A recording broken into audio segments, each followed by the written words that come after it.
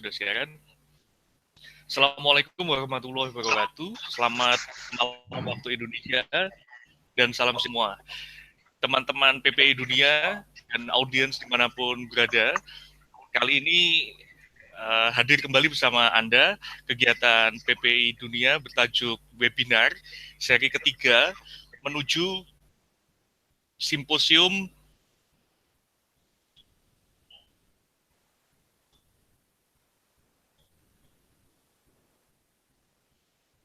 mohon maaf.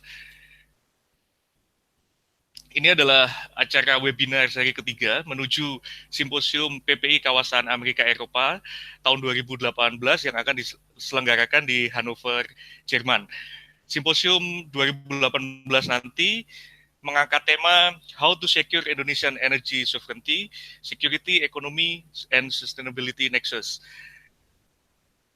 Salah satu indikator konferensi ilmiah yang baik, dia diawali dengan serangkaian kajian dan diakhiri dengan langkah tindak lanjut yang konkret. Webinar ini adalah bagian dari ikhtiar menyelenggarakan sebuah konferensi ilmiah dengan basis kajian yang kuat. Jadi konferensi ilmiah pada 2018 di Hannover nanti menjadi muara atas kajian yang dilakukan secara intens selama 1 tahun terakhir oleh pegiat PPI Dunia. Telah hadir bersama kita 3 pembicara, seluruhnya mahasiswa PhD dari berbagai negara. Saya ingin menyapa dulu yang pertama Mas Arifian. Halo Mas Arifian. Ya Mas Widya, silakan. Oke. Pembicara yang kedua adalah Mas Bangga. Selamat sore, selamat malam waktu Indonesia Mas Bangga. Halo, selamat sore waktu Jerman. Oke, dan satu lagi Mas Ihsan. Halo Mas Ihsan. Oke, sepertinya ada kendala teknis, nanti akan menyusul. Jadi saya akan jelaskan sedikit soal teknis pelaksanaan webinar kali ini. Setiap pemakalah nantinya akan menyampaikan materi kurang lebih antara 15 sampai 20 menit ketiganya. Baru setelah presenter ketiga selesai menyampaikan materi, disusul dengan tanya jawab kurang lebih 45 menit sampai 65 menit. Jadi durasi diskusi kali ini antara 1,5 jam sampai 2 jam. Nah, untuk pemateri pertama adalah Mas Arifian. Mas Arifian? Siapa Mas? Ya, sebelum masuk ke materi Mas, kita kenalan dulu. Mas Arifian nama lengkapnya adalah Mas Arifian Augusta, betul ya Mas ya? Augusta. Ya. Oke, Mas Arifian saat ini sedang menempuh studi di mana Mas? Saya sedang melakukan studi PhD di Center of Oil and Gas di Technical University of Denmark. Oke, bisa diceritakan sedikit sebelum menjalani PhD, aktivitasnya apa? Dulu alumni S1 mana, kemudian S2-nya di mana, sempat bekerja di mana, gitu Mas? Oke, saya alumni S1 Teknik Kelautan Institut Teknologi Bandung.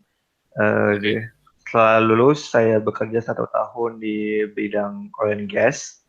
Lalu saya mengambil master degree di Norwegian University of Science and Technology di Norway, Trondheim, bagian Marine and Offshore Structures. Lalu setelah saya lulus S2, saya bekerja sebentar di Norway dan saya sekarang sedang cuti studi dari Universitas Pertamina. Saya bekerja sebagai dosen teknik sipil di Universitas Pertamina dan sekaligus PhD candidate di Technical University of Denmark, Center of Oil and Gas. Oke, sudah tahun ke berapa Mas ini? Saya sudah 1,5 tahun untuk studi S3. 1,5 tahun ya. Dengan biaya sendiri atau beasiswa Mas? Untuk S3 saya sendiri, saya diberi biaya oleh Danish Hydrocarbon Consortium. Ya, salah satunya adalah Maersk Oil dan Total. Jadi sebenarnya saya adalah proyek dari penelitian dari Maersk Oil di Denmark. Oke. Ya, selain akan membahas satu isu tertentu, sebenarnya kegiatan webinar ini juga berusaha mengkoneksikan mahasiswa Indonesia yang ada di luar negeri dengan mahasiswa yang ada di Indonesia. Jadi seandainya teman-teman yang menyimak webinar ini kemudian ingin tanya lebih lanjut soal peluang beasiswa atau bagaimana pelaksanaan PhD di Denmark, nanti setelah acara selesai bisa komunikasi lanjut dengan Mas Arifian. Kali ini judulnya apa, Mas? Presentasinya. Saya ingin mengangkat tema mengenai bagaimana kita bisa mempelajari bahwa Denmark sekarang mengalami transisi dari 93% fossil fuel dependence mau menuju 2050 100% renewable energy. Jadi Denmark sekarang berada di transisi dan saya akan membahas apa aja sih energy policy yang mereka lakukan untuk mencapai target yang mereka targetkan 51% renewable energy. Oke, kalau gitu silahkan dimulai Mas presentasinya. Ada waktu sekitar 15 sampai 20 menit, tapi kita fleksibel saja. Oke, terima kasih Mas.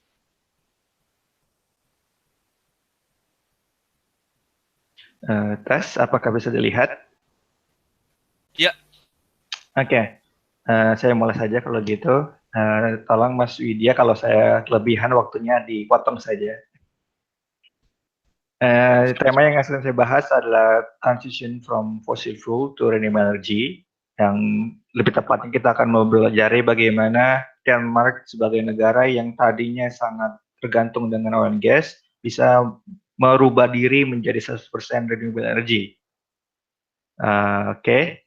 Latar belakang dulu, mungkin tidak ada yang tahu di mana Denmark itu. Denmark adalah salah satu negara Skandinavia, lebih tepatnya Eropa Utara, dan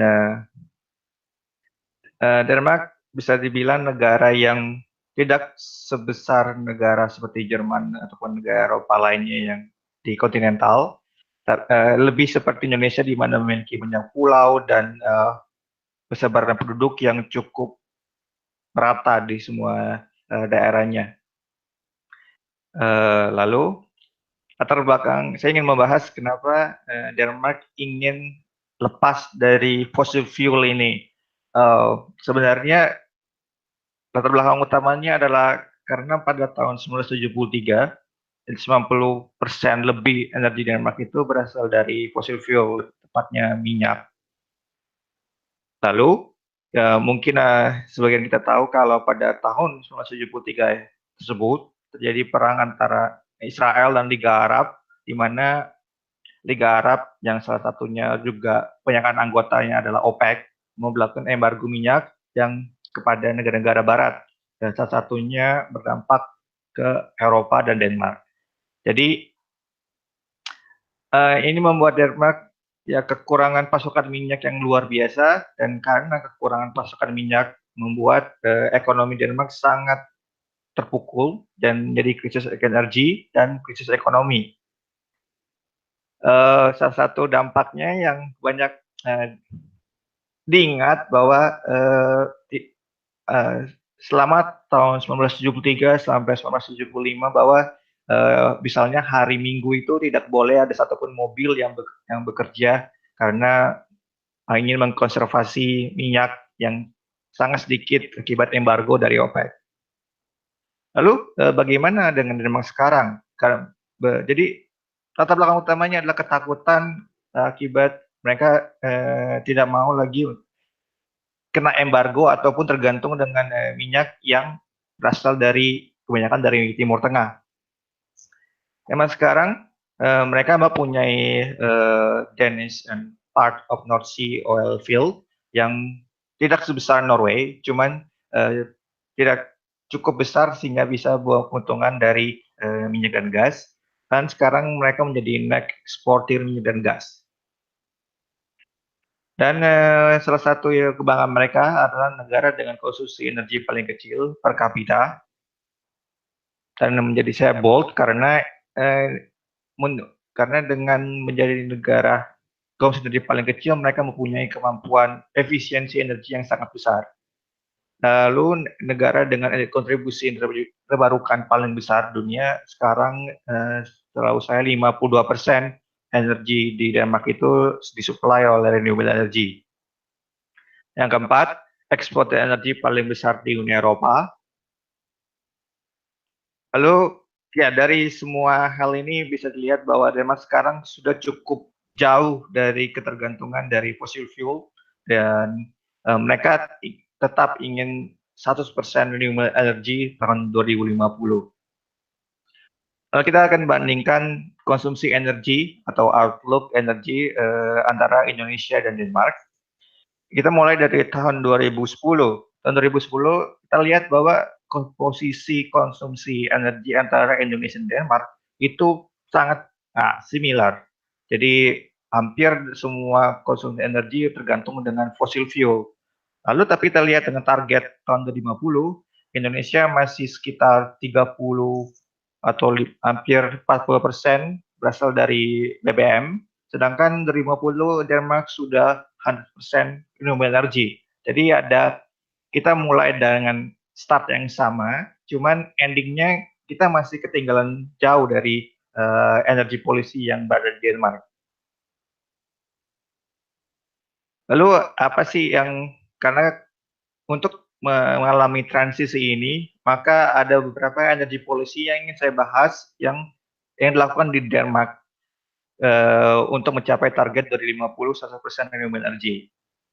Yang pertama adalah fokus terhadap research and development. Yang ketiga, memberikan pajak terhadap fossil fuel. Jadi di sini mungkin teman-teman yang kuliah di Uni Eropa tahu kalau Denmark adalah negara dengan pajak paling tinggi satu dunia. Jadi untuk fossil fuel sendiri mereka punya pajak yang cukup besar, namun di lain pihak mereka memberikan insentif terhadap pengembangan renewable energy. Yang keempat adalah meningkatkan efisiensi konsumsi energi. Ini poin yang menurut saya sangat penting karena di Indonesia sendiri mengenai renewable energy lebih fokus terhadap supply, di mana kita sering melupakan mengenai demand.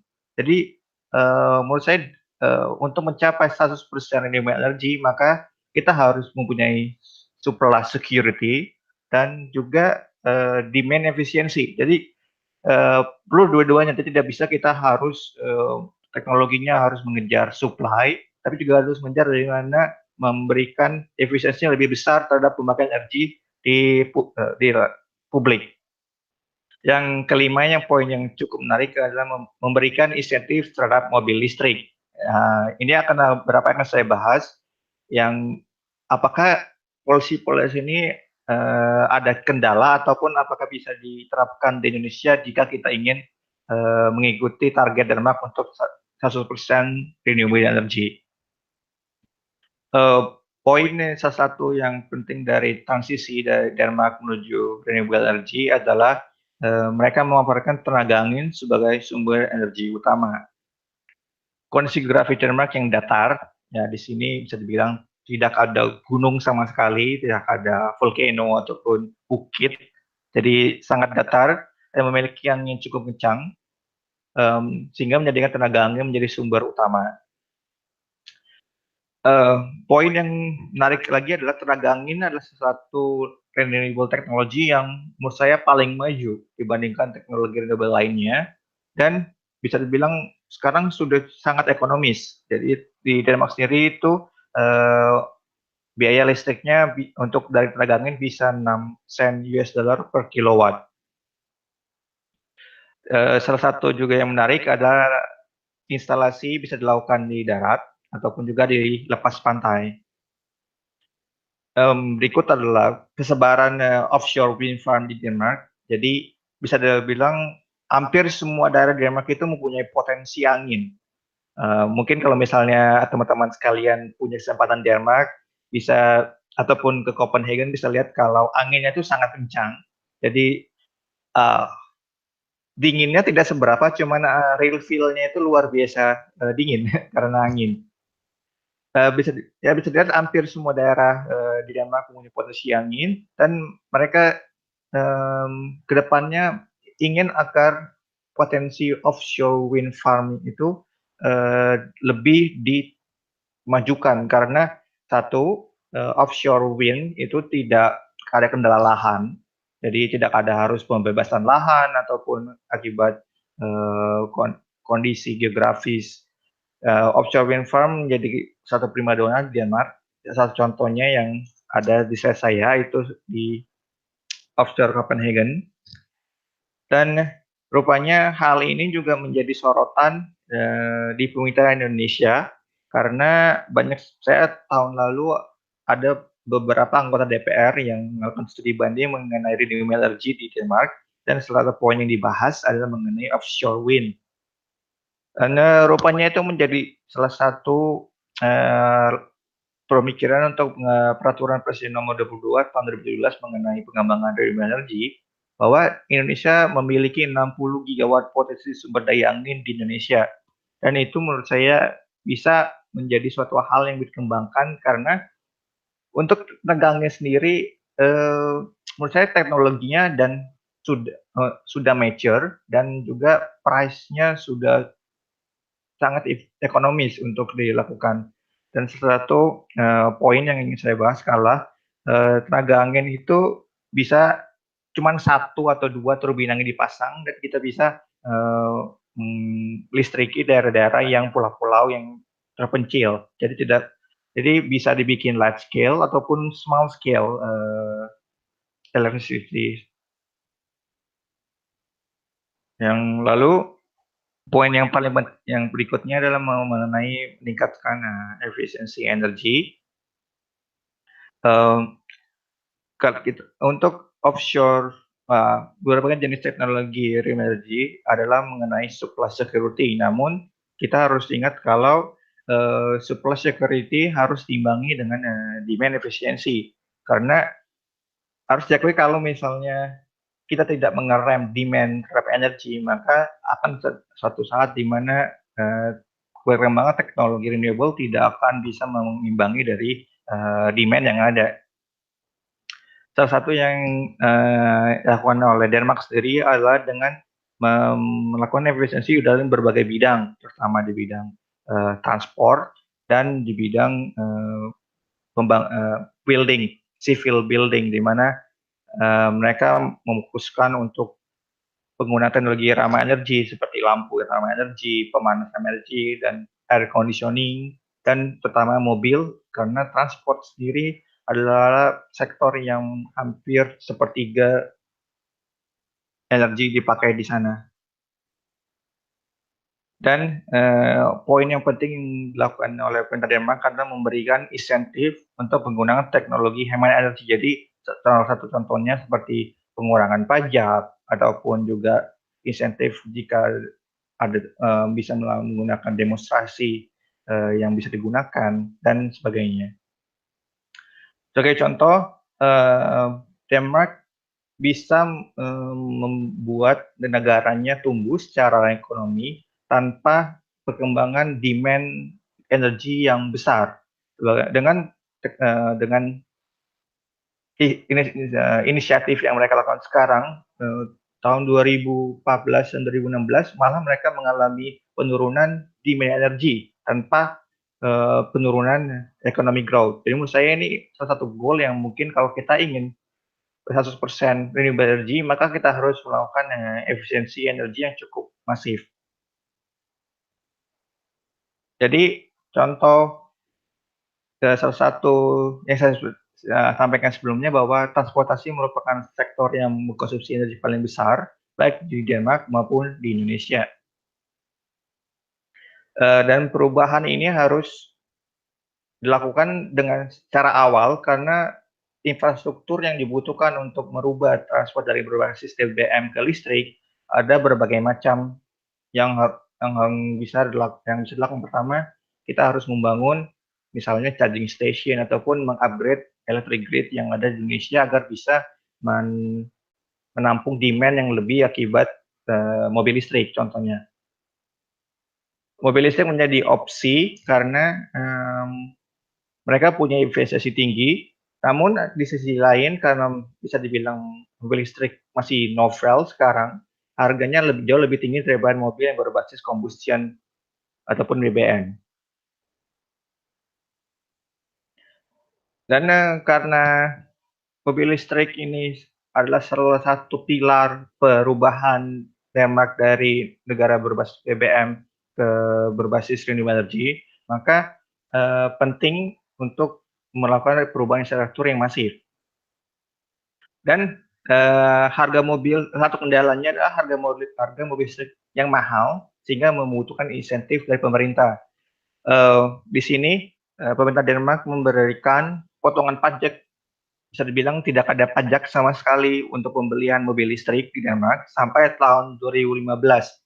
Lalu apa yang terjadi setelah tahun 2015 berakhir? Penjualan mobil listrik turun drastis, sehingga bahwa walaupun di negara maju, tetap saja ekonomi itu menjadi suatu hal yang penting, ataupun govern bagaimana masyarakat membeli mobil. Jadi tanpa ada mobil listrik, tanpa ada insentif listrik, maka harga mobil listrik jauh lebih mahal daripada mobil biasa atau konvensional, dan membuat transisi mobil listrik ke mobil listrik menjadi terkendala, sehingga ya pemerintah Denmark sendiri harus meng-cancel polisinya, di mana mereka membatalkan pajak buat mobil listrik, di mana mereka sekarang menambah durasi sampai 2020 untuk pengurangan pajak di mobil listrik.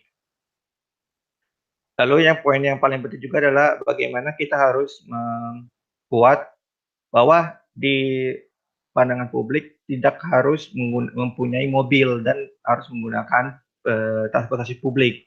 Menurut saya hal ini sudah cukup baik dilakukan di Indonesia, di mana saya lihat banyak pembangunan berbasis transportasi publik yang harus kita dukung, dan sampai di mana bahwa mobil ataupun kendaraan pribadi itu adalah bukan suatu kebutuhan primer di Indonesia. Dan jika kita sudah mencapai hal itu, maka kita bisa memulai proses menuju renewable energy 100%. Dan di Denmark, pemberian pajak yang besar untuk penggunaan mobil pribadi menjadi deteran yang cukup agar di sini punya mobil itu tidak sesuatu yang tidak perlu, karena maintenance-nya mahal dan pajaknya luar biasa tinggi. Dan challenge dan uncertainty yang mengenai pengembangan renewable energy di seluruh dunia adalah mengenai minyak yang melimpah dan murah. Mungkin yang mengikuti harga minyak dunia sekarang sekitar 70 US dollar, itu bisa dibilang setengah dari 3 tahun lalu. Jadi sekarang minyak itu melimpah dan murah akibat produksi shale oil and gas di Amerika Serikat yang meningkat drastis. Jadi ini menjadi challenge buat renewable energy, karena kita tahu kalau dorongan pengembangan renewable energy pada awalnya adalah mengenai harga minyak yang sangat tinggi. Sekarang harga minyak murah, dan masyarakat termasuk di Denmark itu mulai melirik kembali menggunakan minyak sebagai sumber energi kayak transportasi. Jadi ini salah satu kondisi yang harus dipikirkan kita bersama. Dan demand energi yang 30% meningkat di 2035 di dunia. Jadi ini juga menjadi tantangan, apakah renewable energy bisa keep up with the demand, ataukah kita tetap harus bergantung untuk oil sebagai balancing dari kekurangan demand-nya. Dan yang challenge ketiga adalah kemampuan renewable energy untuk meningkatkan kapasitas dan efisiensi. Dan integrasi renewable energy itu sendiri ke dalam national power grid ini sudah dilakukan di Denmark, namun bisa menjadi kendala di Indonesia jika power grid kita tidak bisa memfasilitasi renewable energy, yang contohnya angin kan tidak konstan power outputnya. Jadi harus ada upgrade terhadap power grid kita agar bisa tidak membuat kendala ke distribusi listrik. Dan tentunya adalah mengenai climate change, karena renewable energy juga tergantung dengan alam, di mana dengan climate change membuat kondisi alam menjadi unpredictable dan bisa membuat berbagai macam teknologi renewable energy menjadi harus dipikirkan ulang. Ya, kesimpulan dari saya bahwa transisi menuju fossil fuel independence membutuhkan baik supply security dan demand efficiency, Lalu menjadikan listrik sebagai main energy currency ini sangat penting. Lalu poin yang berikutnya adalah mengenai intervensi pemerintah, karena tanpa intervensi pemerintah maka oil, apalagi dengan cheap oil sekarang, akan sulit untuk dikalahkan oleh renewable energy dan menjadi penghambat dalam pengembangan energi terbarukan ke depannya. Nah, sekian dari saya, Mas Widya, saya kembalikan.